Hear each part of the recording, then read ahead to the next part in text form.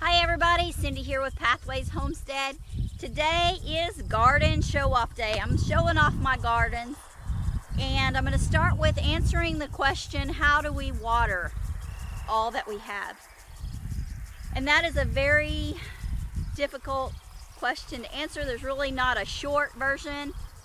So this garden is watered 3 ways.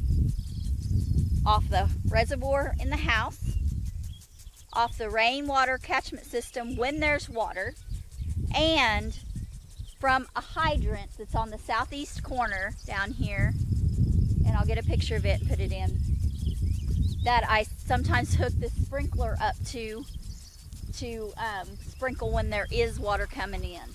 So that is on the line, on our line that comes from the municipality water. So if the holding tank in the house is low, there's not going to hardly be any water or water pressure in this hydrant when we do get water. So water pressure has been a huge issue, so we decided to water off of the house this time. We're praying for rain this week to get everything watered, but this garden was so thirsty we've just had to start watering off of the house water reservoir. That's our choice. It's what we had to do. So that explains the little garden.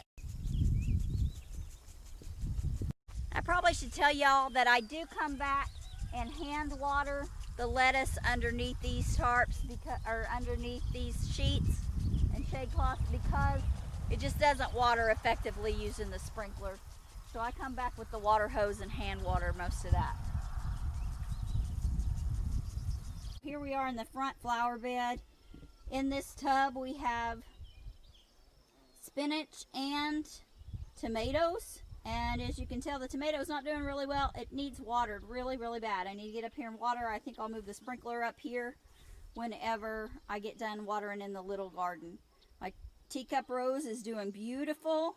Gary bought me that several years ago. I believe it was for my birthday. If it wasn't for my birthday, it was Mother's Day. They're just a few weeks apart, so it's hard for me to remember which one sometimes.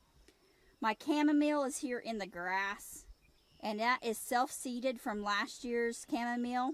And I really need to get in here and get these tops harvested. Some of them are a little far gone, and basically what I'll do is just drop them back down onto the dirt. I need to get in here and get it weeded, but that, like I said, the sprinkler's going to have to get in here and soften up this ground. It's so hard. The strawberries are doing really well. They're loaded with strawberries. I need to get in here and get them picked.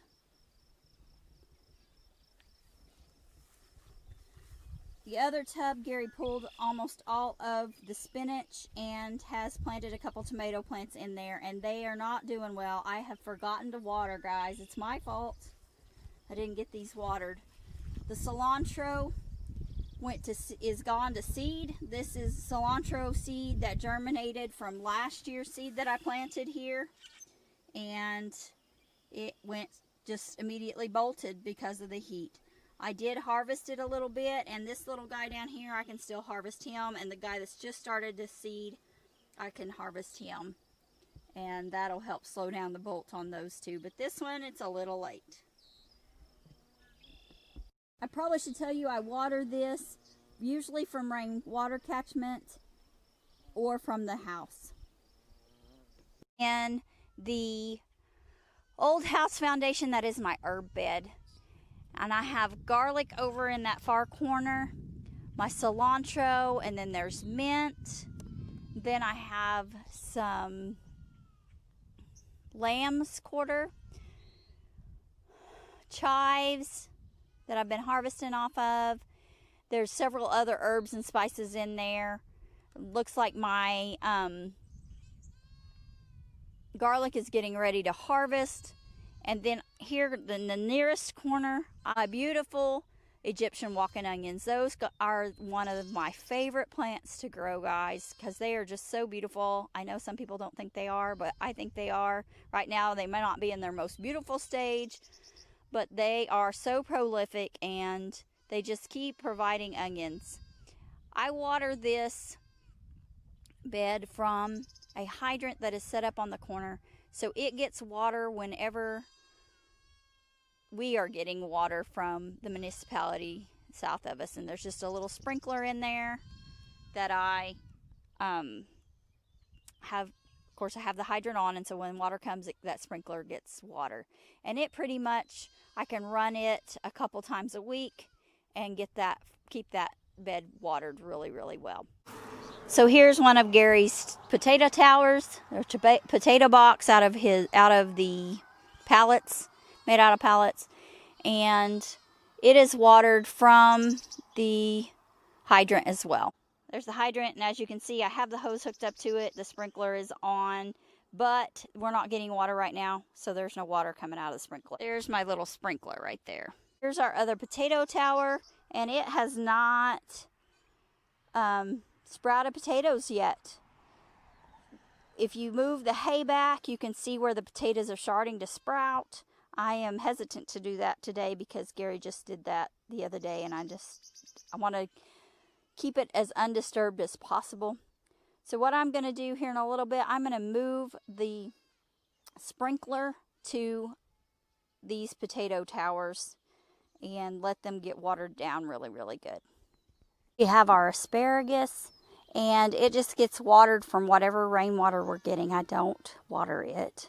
And so it is just about done for the year. I do have a few spears I'll have to come in and pick here in just a little bit. But pretty much it is just about done. All right, so here we have our Three Sisters garden. And right now it's just getting rainwater, just getting watered when it rains. I will eventually water it off of how I'm watering the big garden, and I'll show you that here in a minute.